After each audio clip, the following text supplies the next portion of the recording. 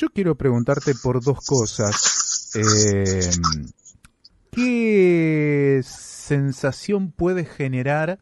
¿Le presta atención el votante al hecho de que la principal candidata del oficialismo no haya votado, emitido su voto en una escuela porque estaba teniendo un domicilio en otro lugar?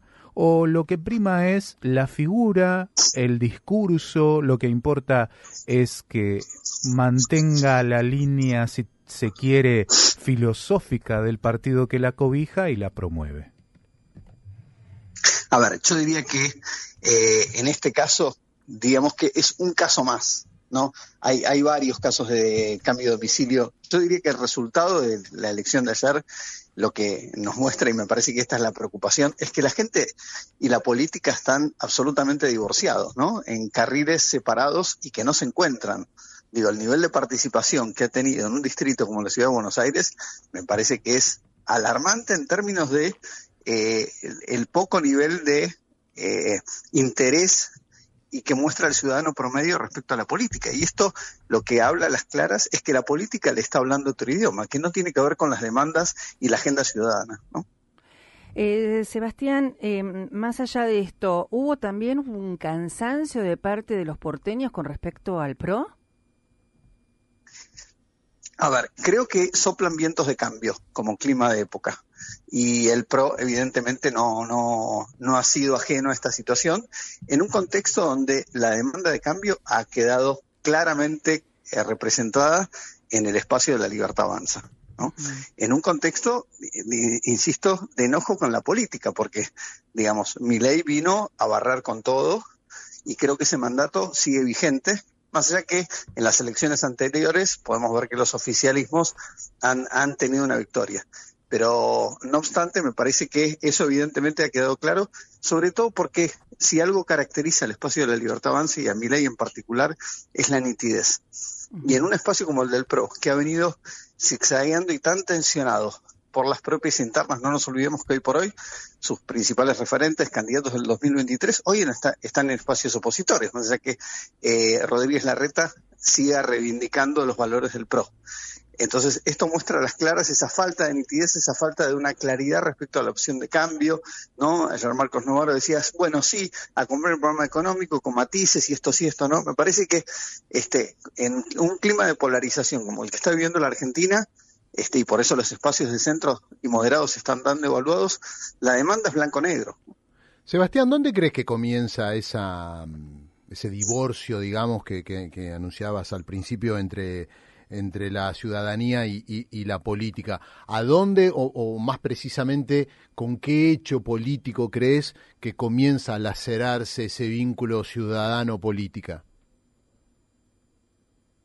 No, creo que esto es un problema que viene de larga data y que viene arrastrado básicamente del fracaso de los gobiernos anteriores, y cuando me refiero a los gobiernos anteriores me refiero tanto a los de tinte pero-kirchnerista como el propio espacio de Cambiemos durante la presidencia de Mauricio Macri, en tanto y en cuanto no han sabido, podido, querido, lo que cada uno considere, dar respuesta a las principales demandas, como básicamente la agenda económica, la inseguridad. Y la verdad es que cuando uno analiza, digamos, la evaluación del gobierno, más allá que aún sus principales votantes cuestionan en parte las formas, los modos, etcétera, esto que el presidente llamaría los ñoños republicanos, lo cierto es que ha cumplido su palabra en términos de asumir una agenda desde el minuto uno, ¿no? En términos del control de la inflación, el ordenamiento de la calle, que eran demandas que parecían que la dirigencia política en su totalidad no venía asumiendo. Entonces esto fue un desgaste creciente y esto se tradujo en un escepticismo y una devaluación de los principales espacios políticos, ¿no? Es decir, el voto del porteño tiene también un poco digamos, de aceptación de Milei por el tema económico, si se quiere, por todos estos cambios que hizo económicos.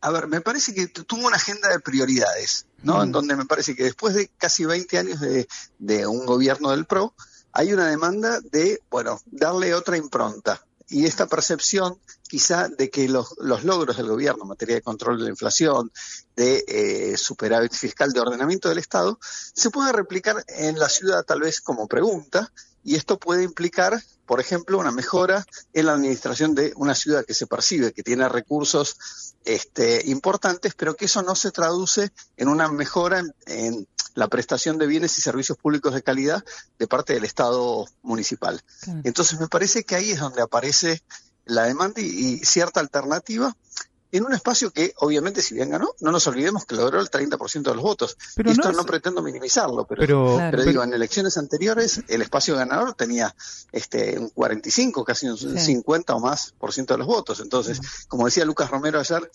finalmente Adorni lo votó prácticamente el 15% y poco más del padrón. Claro, ¿no es entonces, a vista de esos números, el porteño rabiosamente antiperonista que al ver que un candidato vitupera, insulta aún más fuerte al peronismo, se siente identificado con este candidato que lo insulta más fuerte, se burla más fuerte del peronismo, entonces va en consecuencia y lo vota?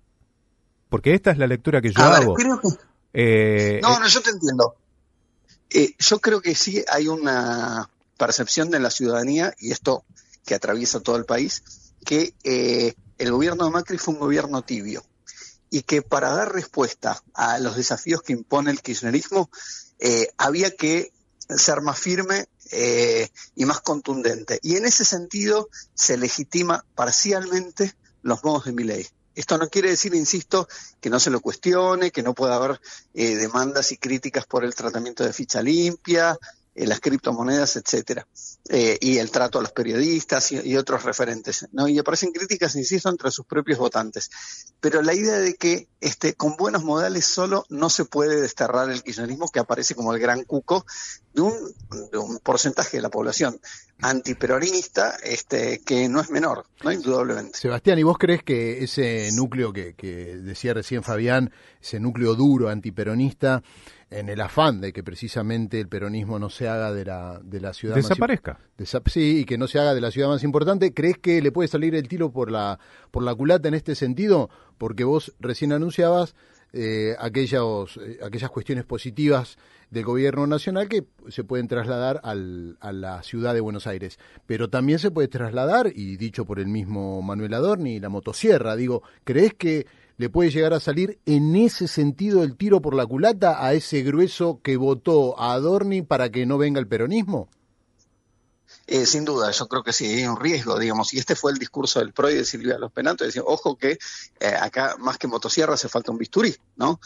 Porque con la motosierra te puede llevar puesto a la educación y la salud pública, por ejemplo. Me parece que sí, definitivamente, y creo que también esto está pasando a nivel nacional, en donde hay un cuestionamiento. No nos olvidemos, por ejemplo, apenas asumió el gobierno en abril del año pasado, la presencia que tuvo la marcha masiva en defensa de la educación pública, conteniendo incluso a buena parte de los votantes que se viene otra del gobierno ahora. Libertario.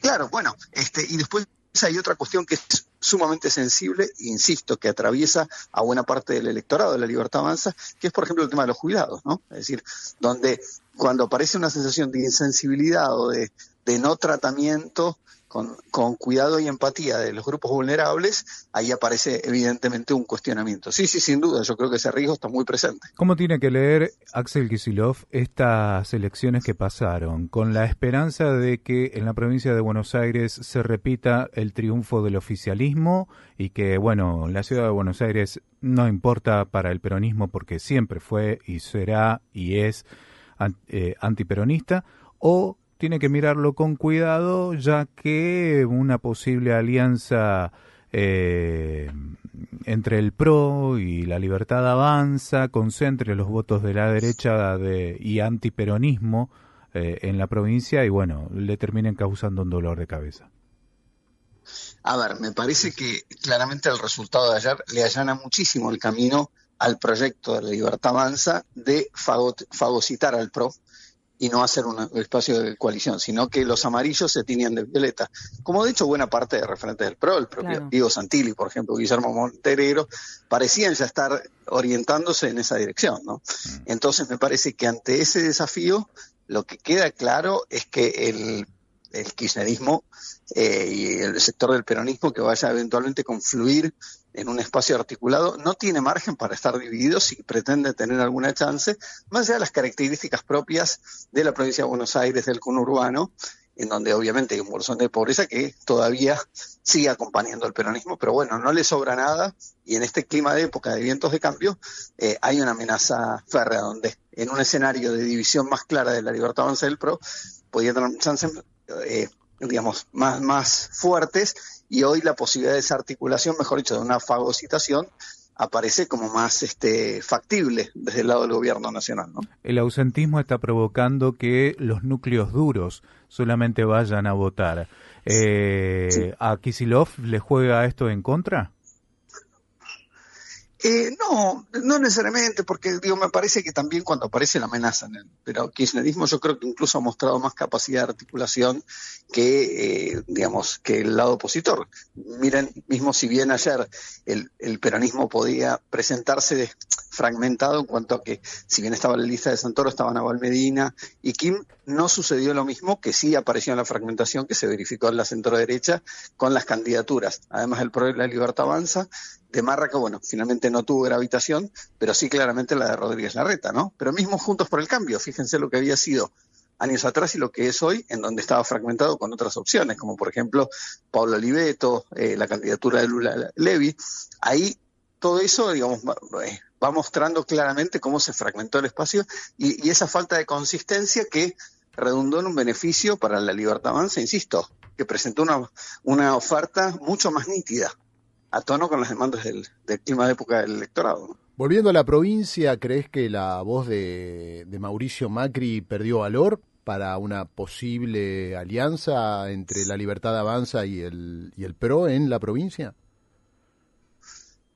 A ver, creo que perdió valor a nivel nacional, general, entre su electorado y un porcentaje importante que lo sigue reivindicando, e incluso de la dirigencia, y más aún cuando suceden episodios como sucedió recientemente con el tema de ficha limpia. Bueno, no nos olvidemos del video fake que anduvo circulando previo a la elección. Me parece que estas cosas hacen que todavía haya un bolsón que reivindica la institucionalidad y donde ve en la figura de Mauricio Macri y del PRO, en conjunto, esa agenda todavía vigente, ¿no? Hablemos de la Unión Cívica Radical. Adorni dijo que el PRO se convirtió en un partido vecinalista. La Unión Cívica Radical, en un partido provincialista con focos en algunas provincias de Buenos Aires, del interior del país, perdón, y nada más, con toda la intrascendencia acá en la ciudad de Buenos Aires, por ejemplo. A ver, yo creo que es muy dinámico, pero es bien cierto. Si uno mira los resultados que se van dando hasta ahora, la Unión Cívica Radical performa mucho mejor en el interior, con gobernaciones, intendencias, que lo que es hoy a nivel nacional y en la ciudad de Buenos Aires, donde claramente no aparece como una alternativa sólida. Fijémonos el resultado de Lucille Levy de ayer, con toda la campaña que yo creo que ha sido muy exitosa, honestamente, que ha venido teniendo y muy disruptiva, interpelando a un público juvenil. Ella justamente había aparecido como una protagonista de la marcha de la educación pública a la que hacíamos referencia anteriormente, pero bueno, me parece que en esta devaluación del espacio esto no es menor. Ahora, del mismo modo, no nos olvidemos justamente de los resultados de las elecciones, y la primera, sobre todo en Santa Fe, en donde Maxi Puyaro me parece que hoy aparecen como un referente con proyección a nivel nacional que hay que tener muy en cuenta, ¿no? Claramente. Sebastián, te agradecemos muchísimo la posibilidad de conversar con vos, ha sido muy amable. Que tengas un buen día, muchísimas gracias. No, por favor, gracias a ustedes y que tengan muy buena jornada.